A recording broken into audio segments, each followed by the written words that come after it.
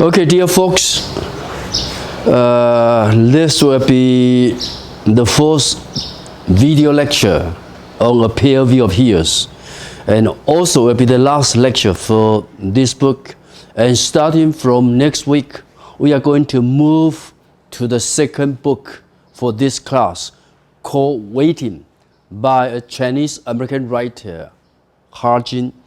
So this, again, as I want to emphasize, this will be our last video for this book.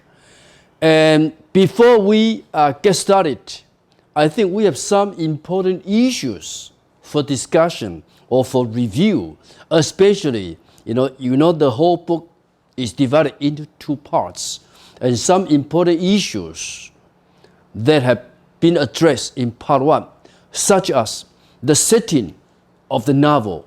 Always bear in mind, where does the story take place? Where does the story happen? And when does it happen? This is called the setting, the time and the place.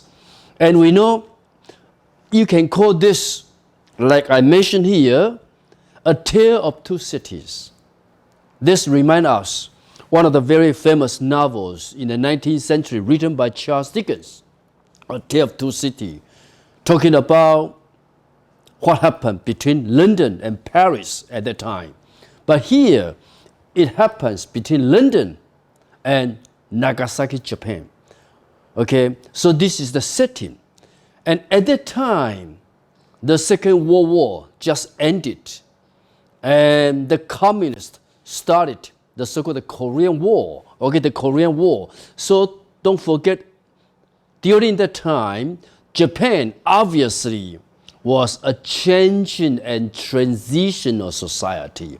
Because it's changing, it's transitional, it implies, the so-called conflicts between different sets of value systems, the conflict between different generations. So in this novel, we have two generations, like Jiro, Etsuko's husband, or Shijio, Jiro's roommate, classmate.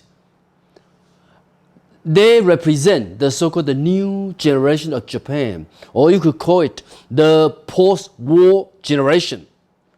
Whereas Ogata-san, Jiro's father, Etsuko's father-in-law, he represents the old generation, the so-called the generation of militant Japan, the Japan that started the Second World War in Asia Pacific. So this is something for us to remember.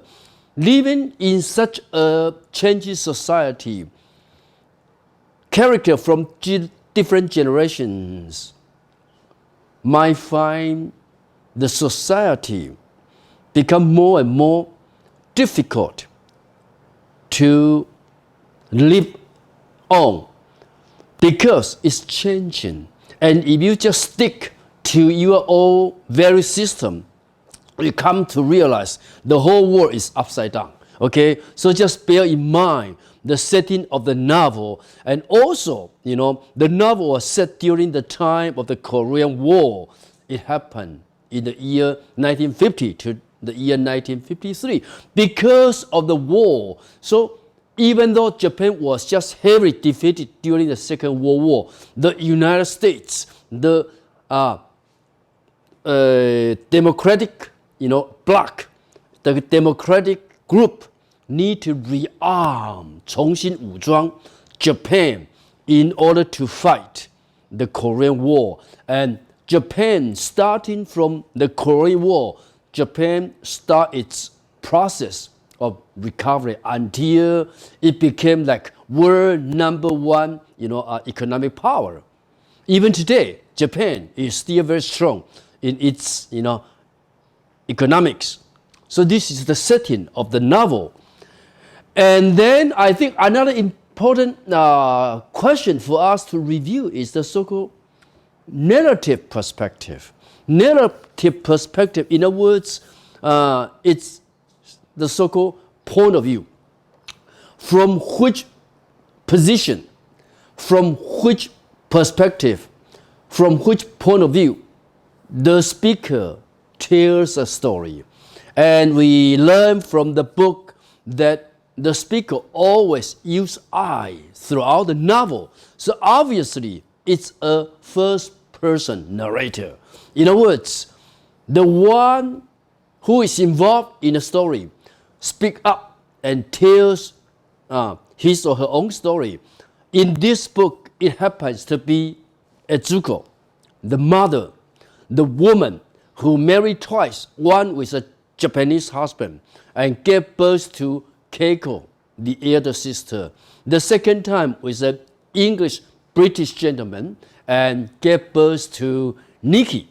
Okay, so don't forget, her storytelling was triggered, actually was aroused by the visit of Nikki, okay, who is visiting her. So we have mentioned the whole story, the whole narration actually is based upon Etsuko's memory. In this sense, the whole novel could be described as Etsuko's memoir, 回忆录. And we also learn Nikki stayed only 5 days with the mother. How long she planned to stay in the first place? Actually, we have no idea. But obviously, as the narration goes, we come to learn actually Nikki had planned to stay far, far longer. But for some reason, both mother and daughter find it very difficult to get along with each other. So after 5 days, Nikki decides to leave. And it also happens in April. And I asked you some weeks ago, how come of all the months in the year, the author placed the story in April? And we remember the line from T.S. Eliot, The Wasteland. It says, April is the coolest month of the year because in April, it's a month of memory and desire. So the whole novel, you could use this phrase, memory and desire, desire and memory, as a crucial phrase to summarize the whole book.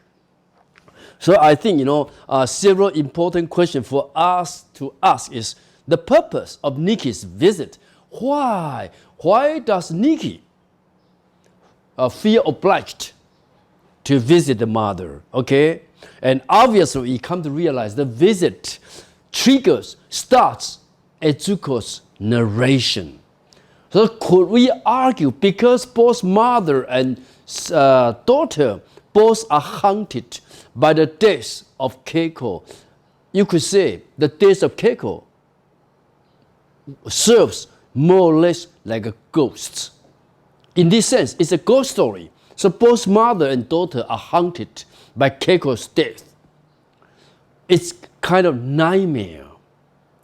And both try to get rid of the nightmare, to remove the nightmare. How to get rid of the nightmare? I think, from this perspective, you could argue storytelling itself or writing itself is a kind of therapy, 心理治疗. Okay, a kind of therapy.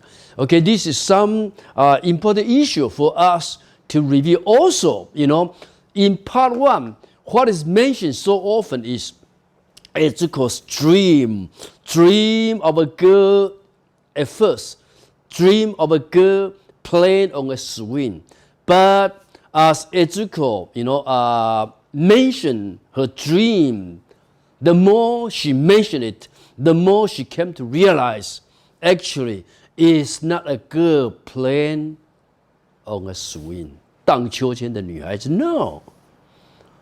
Actually, the whole picture reflects, the fact that the memory was about Keiko's death, who used a rope to hang herself to death in Manchester. Okay, so the dream has become an important part of the story. Why? Why the story needs to include the dream? I think if we are interested in the dream aspect of this novel, one important book for us to read could be Freud's The Interpretation of Dreams, still one of the very classics in this area, 弗洛伊德梦的解析。And dream, according to Freud, has much to do with the repression of one's desire. Because in the daytime, you have a certain strong desire, but you don't want to make your desire known, public. So you try to repress it, hide it. But the dream at the end, in the evening, comes up. This is, a very simple interpretation of the dream. So I think the dream, because the dream has appeared from the beginning to the end of the novel, so the dream is an important part of this book. Okay, then I think to get started with part 2 from chapter 7 to chapter 11. As I mentioned in my previous lectures, when we approach a book, we need to know the overall structure of the novel.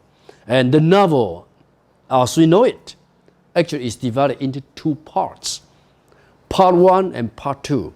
With part 1 has altogether 6 chapters, and part 2 has 5 chapters from chapter 7 and chapter 11. So we are going to address some important issue of the novel. The title again of the novel is called A Pale View of Hears. View means sight, beautiful sight, good view, good sight. Pale means not very clear, because you look at it from distance.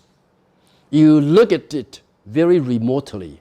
So if you look at a scene from a distant place, then it's not clear. It's called pale. But also pale in the sense that because the whole story is based upon Etsuko's memory, and Etsuko is getting old, so she keeps mentioning in the novel her memory is getting unclear and unclear as days continues. So pale has this several sense. And I think, where does the title come from? One important message occurs on page 99 of the novel. I think I read just this part. I spend many moments, when you encounter I in the book, it's Etsuko.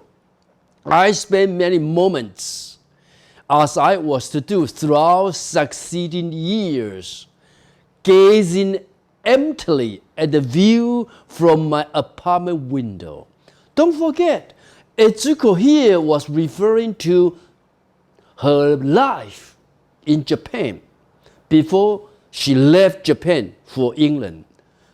Her life in Japan when she was still, living together with her husband, Jiro. So she is saying she has spent many, many moments gazing emptily. I think the key word is emptily. 神奇茫然的 emptily. Why emptily? We did not know what really happened between Jiro, the husband, and Etsuko, the wife. But obviously, from the passage in the novel, we could make a good guess. Obviously, Jiro and Etsuko had a divorce. And here is a good hint. Obviously, Etsuko was not happy with her married life. So, she had too many moments looking emptily at the view from her apartment window. Okay? So I think this reflects her psychological condition at the time. So be aware, if you happen to have a girlfriend who likes to look out of window at the view all the time, it shows the girlfriend obviously is not happy with your relationship. So here we can make a good guess. Obviously, Etsuko was not happy with her married life. So she always, look out of the window, look at the blue sky in the open air, okay? I could see far beyond the trees on the opposite bank of the river. We remember a river was flowing through the city. A pale outline of hills, of hills, visible against the clouds. It was not an unpleasant view. The view was quite inviting. The view was quite pleasant.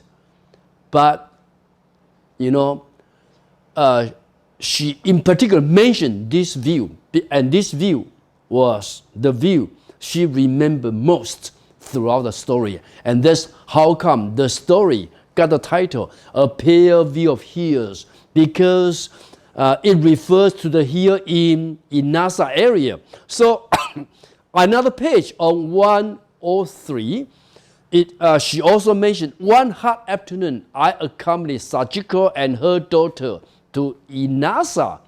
Inasa is the hilly area of Nagasaki overlooking the harbor, renowned for its mountain scenery. It was the hill of Inasa I could see from my apartment window. So she just did not look at it from her apartment window. She even went outing to Inasa. So the pale view of hills, actually the hill refer the hills in Inasa. And obviously before she left for England, Etsuko often liked to look at this mountain scenery, this pleasant view. Okay, so bear in mind, this is how the novel gets its title. And what I want to say is, because Etsuko's memory of Nagasaki is mostly based upon her memory of Inasa, of the pleasant view of hills. So we remember before Nikki returned back to London after her stay with the mother for 5 days, Nikki one day mentioned to the mother, "Mother, I have a good friend who happened to be a poet. She might like to write a poem for you, write a book for you." And the mother, of course, was a little bit surprised and happy at the same time. So the daughter asked the mother, "Could you give me something that could remind my poet friend of your past in Japan? Something that is not too expensive, just some keepsake." Then the mother happened to discover a tone calendar. Okay, a calendar has 12 months with one scenery for each month, and that tone calendar just has the view of the hill in Nagasaki. So the mother said to the daughter, "Will this do for your friend?"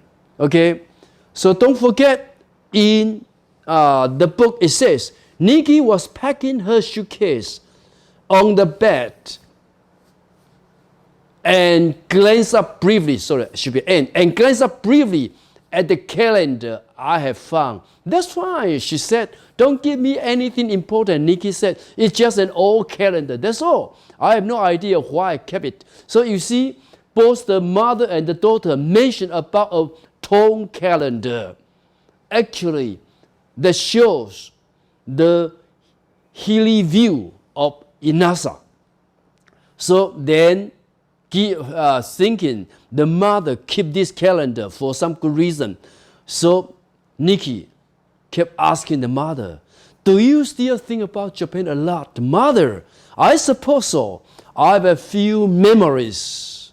"The calendar I gave you this morning," I said, "there's a view of the harbor in Nagasaki. This morning I was remembering the time we went there." So bear in mind, in the second part of the book, Ezuko in particular mentioned her good memory of the harbor view, of the mountain scenery near Inasa in Nagasaki. And again, as I want to emphasize, that's where the title of the novel comes from. Okay, why the novel is called A Pale View of Hills. The hilly area of Inasa in Nagasaki. And that is the view Ezuko kept looking at from the window of her apartment house. Okay? And then I think you could argue the novel talk about what happened during the Second War, what happened in the Korean War, especially Japan in the Second War was heavily defeated. And, we could say a lot of death, a lot of injured soldiers. So the whole book actually was quite sad, quite melancholy. Even the tone itself was pretty melancholy.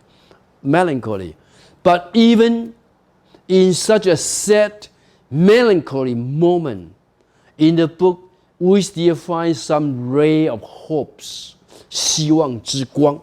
We could argue there's optimism in the novel, or you could argue that is the perseverance of human condition, 人性坚毅不拔的那一个层面. Okay, like today, we all suffer from the serious situation of COVID-19. Okay, this virus is ravaging around the whole world, but we still hope and keep hoping the virus will come down and will die out very soon. This is the so-called, optimism in humanity. So in this novel, we still can find some good, optimism in the novel, and one good character who represents this spirit of optimism, this spirit of looking forward is Mrs. Fujiwara. So aside from Ogata-san, who represents the old generation, there's another person in the novel who also represents the old generation. That is Mrs. Fujiwara. And she obviously represents the spirit of looking forward.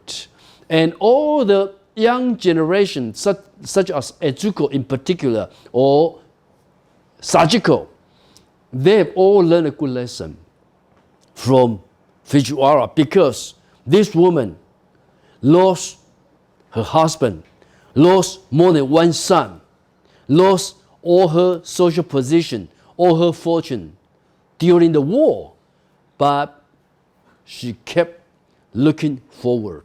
So she offered a good lesson to the people around her who needs, to develop this kind of optimism. So even Ezuko says, Mrs. Fujiwara always tell me how important it is to keep looking forward. And she is right. Don't forget, from the statement we could guess, obviously Ezuko, even though at that time she was big with the baby, she was pregnant, but obviously she did not live a happy married life. She was quite sad, quite pessimistic, quite melancholy in a sense. And that could be one of the reasons why she decided to leave Jiro and went to England for a second marriage, or because of a second marriage. Then Sachiko agreed with Ezuko. Sachiko said, "How right you are, Ezuko. We shouldn't keep looking back to the past." So you see two different life attitudes. One is looking back at the past. We could say, looking backwards. One is looking ahead, looking forwards. So these two different directions, looking forward and looking backward, could represent two different life attitudes. And here, even Sachiko agreed with Ezuko, saying, we shouldn't keep looking back to the past. The war, referred to the Second World War, destroyed many things for me, but I still have my daughter, Mariko. As you say, we have to keep looking forward. So this is a rare, moment in the book that the major characters talks about. Don't lose their heart, even during the time of difficulty, even during the time of devastation. We need to look forward. This is called the spirit of optimism. So I think this is also the very important function of Mrs. Fujiwara.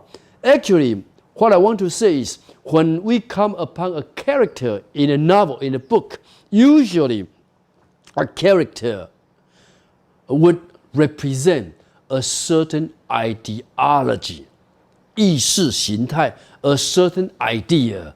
And Mrs. Fujiwara, from all our understanding of the book, obviously represents the idea of optimism, of looking forward. And she served as a good example to the people around her by telling these people, even in the time of crisis, in the time of difficulty, don't lose our heart. Again, shows the perseverance, the persistence of humanity in the time of crisis. Okay? And then I think one important,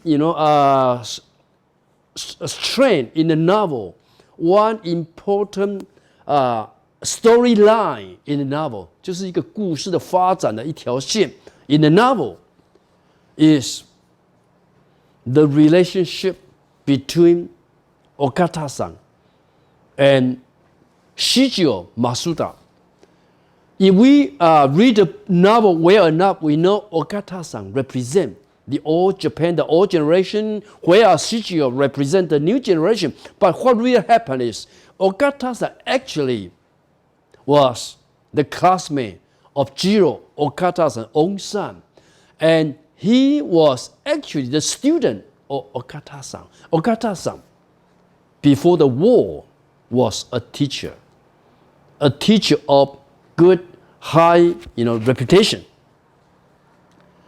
But one day, in a journal, in an education journal, Okata-san happened to read or come upon an article written by no one but Shigeo himself. In this article, Shigeo criticized very harshly Okata-san and his generation. And that is the reason why, from the perspective of Okata-san, he thought Shigeo was nothing but a communist, because only communists would attack their teachers. Okay?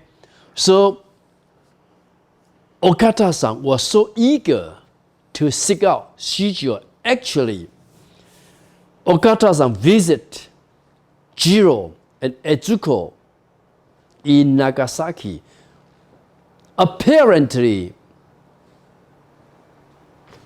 she visited to pay a visit, or she came to see Jiro, to see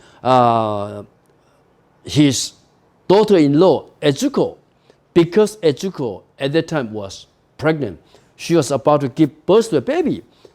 That, to us, was the reason, or one of the reasons, but the most important reason for Okata-san to visit Jiro was because he knew Jiro was staying in Nagasaki, and he wanted to seek him out, ask him why he did write such a harsh article on him. Okay, so when they met, this is what Okata-san said to Shijio.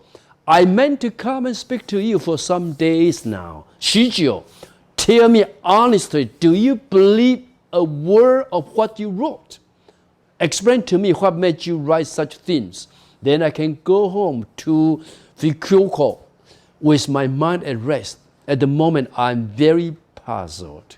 So you see, this is the question and the confrontation between the teacher and the student, between the old generation and the new generation.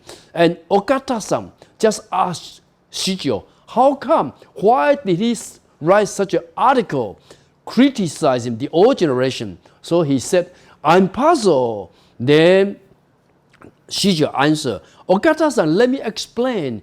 You see, you must understand many things have changed now. Again, remind us, Japan is a transitional society, is a changing society at that time because many things have changed and things are changing still.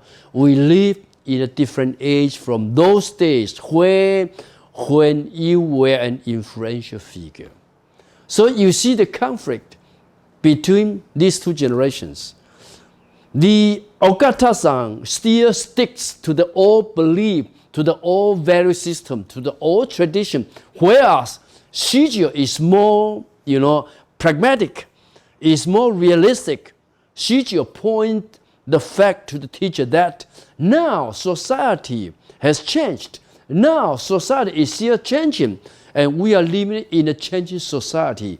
Get rid of the old belief system. Get rid of the old tradition. So I think, the confrontation between the old and the new, between Okata and Jiro or Shijio, is another important storyline in the book. And the author mentioned this, include this storyline in the novel, I think for one important reason, to highlight two generations, to highlight the new Japan is no longer the old Japan. The new Japan embraces Western value system, embraces democracy, embraces Western culture, Western practices, etc. So there are a lot of debate about democracy in the novel, even between Okata-san and Etsuko. Okay, because to Okata-san, democracy is something imported from the United States, and this is not something Japan needs. But from the new generation perspective, the old tradition, the old value system of Japan has led Japan into a terrible war. So if we continue, we come to realize, Shijio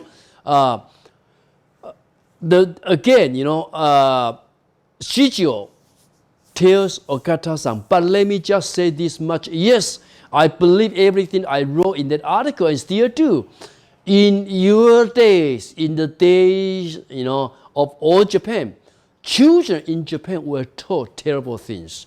They were taught lies of the most damaging kind. Worst of all, they were taught not to see, not to question. And that's why the country was plunged into the most evil disaster in her entire history, referring to the Second World War that was launched by Japan. And Japan eventually suffered a huge disaster because it started a war. So obviously, through Shijio or through Jiro, we can see the emergence of a new Japan. And this new Japan is able to reflect what has happened in the past. 有反省能力的新日本 Okay? So I think, you could argue because the author himself, Ishiguro himself came from Japan. So he might use this kind of, a storyline to tell the world at large, to tell the whole world that Japan obviously feels quite sorry for what happened during the Second World War and trust Japan. The new Japan is no longer the old Japan because the new Japan loves to embrace Western democracy. Okay? So I think, through their confrontation, we can sense, the confrontation between two different sets of value system.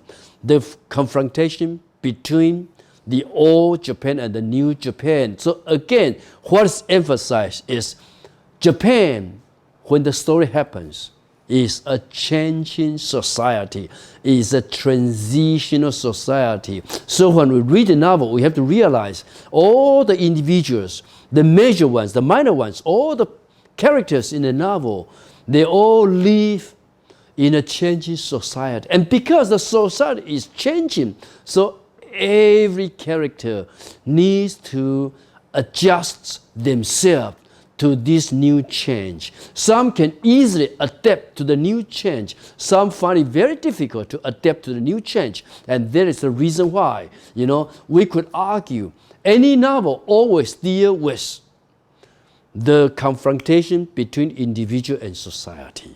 Okay?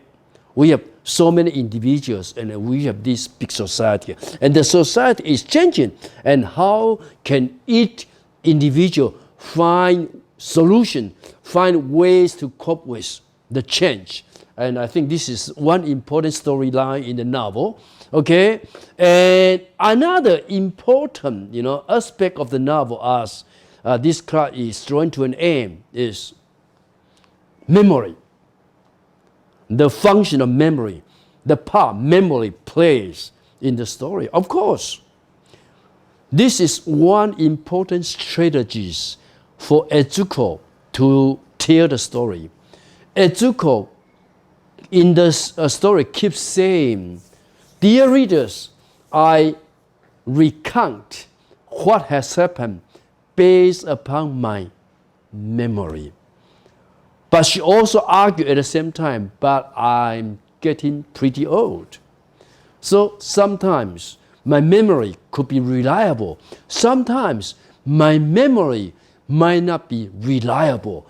And on, a certain page, okay, actually, Etsuko points out what she wants to say. She says, memory, I realize, I again refer to Etsuko, can be an unreliable thing. I think the key word is unreliable. Memory could be unreliable. And Etsuko tells her own story based upon her memory. So one way for us to argue is her story, is her narrative reliable? Can Etsuko be a reliable narrator? Of course, if Etsuko is not a reliable narrator, how come we, the readers, want to spend so much time listening to her story, reading the book? So I think this is one important aspect, okay, for us to think about. In other words, if Etsuko is not a reliable narrator, or is she a reliable narrator? What happened if she is not reliable? And what happened if she is reliable? So I think, this, so-called narrative perspective is one of the crucial questions for us to ask. We know As if we have a good reader, we know she's occasionally not reliable. Most of the time, she might be reliable, but occasionally she's not reliable. But Ezuko, as a narrator, needs to pretend, needs to act as if she's 100% reliable. But we know she is occasionally not reliable. So how to make a good excuse for herself when she sometimes turn out to be unreliable? She could only, say, if my recount of the story, if my story happened to be not very, logical, not very consistent, you have to excuse me because all the story is based upon my memory, and unfortunately, memory sometimes is not reliable. I think this is an important, aspect of the novel. In other words, memory and narration, okay? And actually, another, issue I want to talk about is, in the beginning of this series, in the beginning of this book, I talk about the whole book is a story within a story. Who is telling the story? Of course, Ezuko is telling the story, and she is telling the story to Nikki. But Ezuko doesn't want to say, what I'm telling you, Nikki, is my own story. So she needs to make up a character named Sachiko and tell Nikki, actually, this is what happened between, this is what happened to my good friend Sachiko. So in my first lecture, I kept arguing. Actually, when we read a novel, we have to think Ezuko actually is Sachiko in disguise. But if we make this an argument, the story of Sachiko actually is Ezuko's own story. She is telling her own story, not Sachiko's story. We need to find some good evidences in the book. Okay, so I think, this lead to our argument that Sachiko in the novel is a surrogate, 代身一个替身一个代替的人，一个替身。And when Ezuko tells Sachiko's story, actually she is telling her own story. And here we find the good evidences. So you might remember one day, Mariko feels quite unhappy because the mother tells her they are going to leave for the United States the following morning. And Mariko, of course, is so reluctant, so unhappy to leave Japan. And Ezuko tries to comfort Mariko when Mariko expresses her strong dislike, her strong unwillingness to go to the United States. So, Ezuko comforts Mariko in this manner. Ezuko said, the girl said, I don't want to go away. I don't want to go away tomorrow. This is what Mariko, the girl, said. In other words, the girl clearly expresses that she doesn't want to go to the United States. Then I gave a sigh. I referred to Ezuko, but you like it. Everyone's a little frightened of new things. You like it over there. So you see, Ezuko is trying to comfort Mariko when Mariko says she doesn't want to go to the United States the following morning with her mother. Then the girl insists, I don't want to go away and I don't like him. This him, of course, referred to Mariko's mother, that is Sachiko's boyfriend, an American soldier, Frank. And then Mariko, the girl, said, my mother's boyfriend, Frank, he is like a pig. Okay? So the girl doesn't want to go to the United States. The girl also doesn't want to or doesn't like her mother's boyfriend. He's like a pig. Then you see the reaction of Etsuko. You are not to speak like that, I said angrily. I think the key word is angrily. Why does Etsuko need to be so angry if she is not involved? Why does she have to be so angry? Etsuko 理论上是局外人，不应该很愤怒。But obviously, she was quite angry when she hears, Mariko said, Frank, he is like a pig. Okay?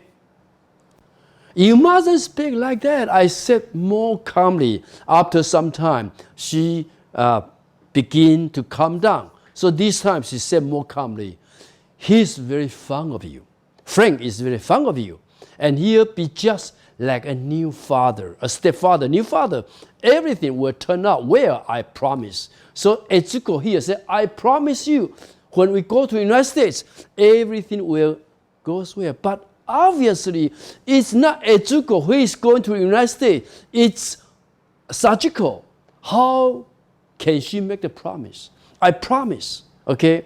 Then you see the language change.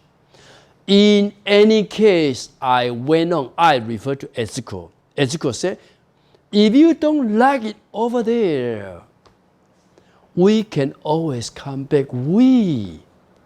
So here, Etsuko and Mariko becomes the mother and the daughter. So you see the change of pronoun. Okay? We can always come back. Who is this we? This is one important question and one important clue to the question I raised, that Etsuko and Sachiko actually are one and the same person. Sachiko is Mariko in disguise. And then the girl, this time she looked at me questioning. In other words, the girl still have some questions, some doubt. Okay?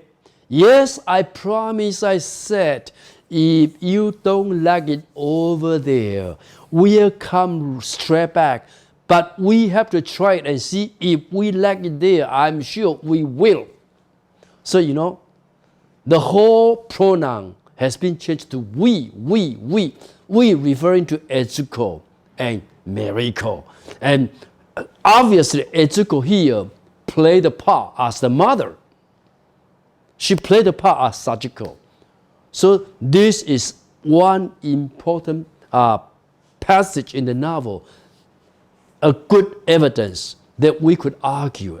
Obviously, Sachiko is Etsuko in disguise. And when Etsuko tells Sachiko's story, actually she is telling her own story. And this, obvious, is a very good proof. So sometimes, even a pronoun like I, like we, play a very crucial, function in the book. Okay? So we just mentioned the shift of pronoun. Okay? The shift of pronoun. So who is this we? This is the question we have to ask. Obviously, Etsuko in this passage we just read identify herself with Sachiko. So Sachiko becomes a surrogate. 替身, surrogate. Okay?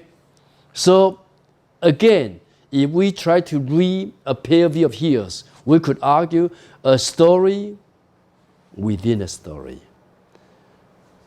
And we all learn from our reading experience, the major characters in the novel, at the end, we have some kind of sudden realization, sudden awakening, or to use a special term we call epiphany here.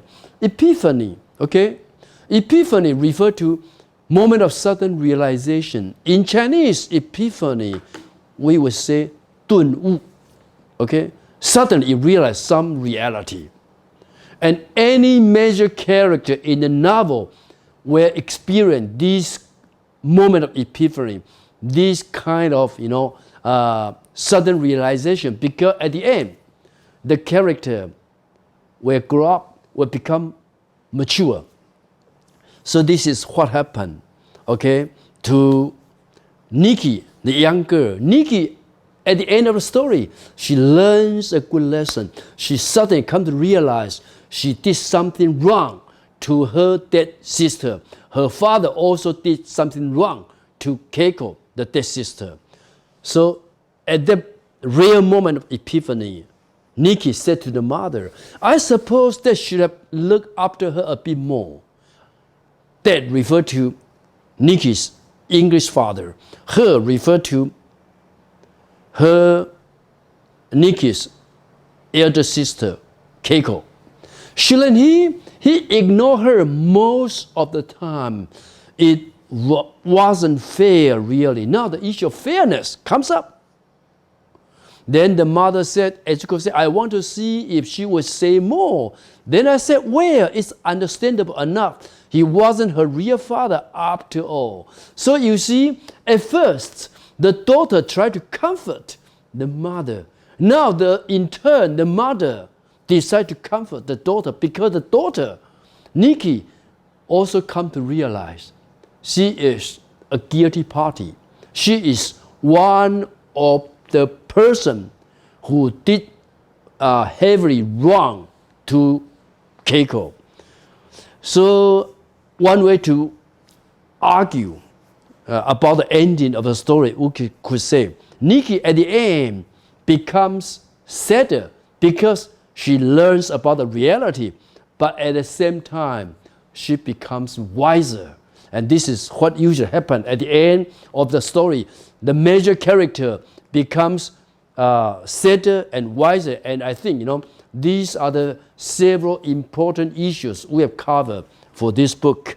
So don't forget, one good argument is about the speaker, the narrator herself, that she is telling her own story by creating a character named Sachiko as a surrogate. So if you read the book from the perspective that Etsuko is telling her own story, of course, she needs to employ a lot of strategies in her narration. Okay, and I think this is the last series, the last video for this series. So I'll see you next time, and for next time, we are going to start our reading of a book by Chinese American writer called Waiting. Okay, see you then. 有没有50分钟？有吧？